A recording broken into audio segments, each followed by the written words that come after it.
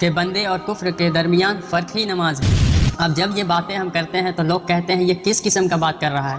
اگر تم نے نماز چھوڑ دی تو اللہ کا ذمہ تم سے اٹھ گیا، اور کیا ہوگا نعرہ لگانے سے؟ محبوب تو پہلے ہی بتا گئے ہیں۔ ان الحمد للہ نحمده ونستعینه ونستغفره ونعوذ باللہ من شرور انفسنا ومن سیئات اعمالنا من يهده الله فلا مضل له ومن يضلله فلا هادي له واشهد ان لا اله الا الله وحده لا شريك له واشهد ان محمدا عبده ورسوله اما بعد فان خير الحديث كتاب الله وخير الهدي هدي محمد صلى الله عليه وسلم وشر الامور محدثاتها وكل محدثة بدعة وكل بدعة ضلالة وكل ضلالة في النار اما بعد اعوذ باللہ من الشیطان الرجیم بسم اللہ الرحمن الرحیم منیبین الیہ واتقوہ واقیموا الصلاة ولا تکونوا من المشرکین۔ اللہ تبارک و تعالی نے ارشاد فرمایا سورہ روم آیت نمبر 31 میں، وَأَقِيمُوا الصَّلَاةَ وَلَا تَكُونُوا مِنَ الْمُشْرِكِينَ، نماز قائم کرو اور مشرکوں میں مت ہو جاؤ۔ صحیح مسلم میں یہ حدیث لکھی رہ گئی، صحیح مسلم حدیث نمبر 246 کہ بندے اور کفر کے درمیان فرق ہی نماز ہے۔ یہ حدیث لکھی رہ گئی صحیح مسلم میں، صحیح مسلم میں یہ حدیث لکھی رہ گئی۔ عبداللہ ابن مسعود رضی اللہ تعالیٰ عنہ فرماتے ہیں جماعت کے ساتھ نماز ادا کرنا یہ سنت خدا ہے، یہ تمہارے نبی کی وہ سنت ہے جسے اللہ نے انہیں عطا کی ہے، اگر تم اسے چھوڑ دو گے تو برباد ہو جاؤ۔ رسول اللہ صلی اللہ علیہ وسلم کے زمانے میں اگر کوئی شخص 2 آدمیوں کے سہارے بھی اگر مسجد آ سکتا تھا تو وہ پورا کوشش کرتا تھا کہ میں مسجد جاؤں اور جماعت کے ساتھ نماز ادا کروں۔ ترمذی میں یہ حدیث لکھی رہ گئی کہ عبداللہ بن شقیق تابعی کہتے ہیں کہ صحابہ کرام تارک الصلاح کے علاوہ کسی کی تکفیر نہیں کرتے تھے، وہ صرف نماز چھوڑنے والے کو کافر سمجھتے تھے اور باقیوں کو تمام غلطیوں کے باوجود وہ مسلمان سمجھتے تھے۔ اب جب یہ باتیں ہم کرتے ہیں تو لوگ کہتے ہیں یہ کس قسم کا بات کر رہا ہے؟ کہاں لکھا ہوا ہے؟ سرکار کتابوں میں لکھا ہوا ہے، اور وہ کتاب میں نے گھر بیٹھ کے تھوڑی نہ لکھا ہے۔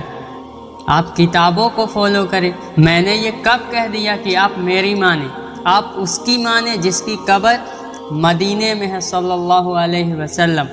آپ ریفرنسز کو فالو کریں، ریفرنس آپ کو ڈسپلے کرا دیا جاتا ہے، آپ اس کو فالو کریں۔ یہ حدیث ابو داؤد میں لکھی رہ گئی کہ بچہ جب 7 سال کا ہو جائے تو اسے نماز کا حکم دو، اور 10 سال کا ہو جائے تو پھر اسے سجا دو اور ان کے بسترے بھی الگ کر دو۔ تو یہ لکھی رہ گئی، پریکٹیکلی عمل کس نے کیا اس پر؟ یہ حدیث ابن ماجہ میں لکھی رہ گئی کہ آپ صلی اللہ علیہ وسلم نے فرمایا معاذ اللہ کے ساتھ شرک نہ کرنا، خواہ تمہارے ٹکڑے ٹکڑے کر دیے جائے، تمہیں قتل کر دیا جائے، تمہیں سولی دے دیا جائے، یا تمہیں زندہ آگ میں جلا دیا جائے، شرک نہ کرنا۔ یہ پہلی نصیحت۔ اسی حدیث میں دوسری نصیحت، نماز نہ چھوڑنا۔ تمہارا اللہ کے ساتھ عہد نماز کی بنیاد پر ہے، اگر تم نے نماز چھوڑ دی تو اللہ کا ذمہ تم سے اٹھ گیا۔ اور تیسری چیز فرمایا شراب نہ پینا، یہ تمام برائیوں کی جڑ ہے۔ یہ حدیث مسند احمد میں ہی لکھی رہ گئی کہ آپ صلی اللہ علیہ وسلم نے فرمایا نماز قیامت کے دن نمازیوں کے لیے دلیل، نجات اور نور ہوگی، اور جو نماز نہیں پڑھتا اس کے لیے نہ تو کوئی دلیل ہوگی اللہ کے حضور بچنے کے لیے، نہ کوئی نجات اور نہ کوئی روشنی، نور۔ اور اسی حدیث میں آتا ہے بے نمازی کا حشر قارون، فرعون، حامان اور امیہ ابن خلف کے ساتھ ہوگا۔ آپ کتنوں بھی نعرہ لگاتے رہیں جو کچھ ہے تیرے محبوب کی امت سے کیا ہوگا نعرہ لگانے سے؟ محبوب تو پہلے ہی بتا گئے ہیں کہ بے نمازی تیرا حشر قارون کے ساتھ ہونا ہے، بے نمازی تیرا حشر حامان کے ساتھ ہونا ہے، بے نمازی تیرا حشر امیہ ابن خلف کے ساتھ ہونا ہے۔ اور یہ بات ہمیشہ یاد رکھیں، قیامت کے دن سب سے پہلا سوال جو ہوگا نا وہ نماز کے بارے میں ہوگا، اور جو نماز میں پاس ہو گیا اس کا آگے کا راستہ آسان ہو جائے گا، اور جو یہاں پر پھنس گیا تو پھر آگے کا راستہ اس کے لیے مشکل ہوتا چلا جائے گا۔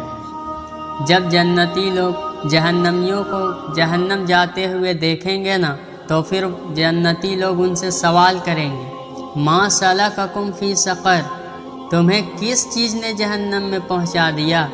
وہ کہیں گے قالوا لم نک من المصلین، ہم دنیا میں نماز نہیں پڑھتے۔ جتنی باتیں ہم نے کہی اللہ اس پر ہمیں عمل کی توفیق دے، آمین۔ وما علینا الا البلاغ المبین۔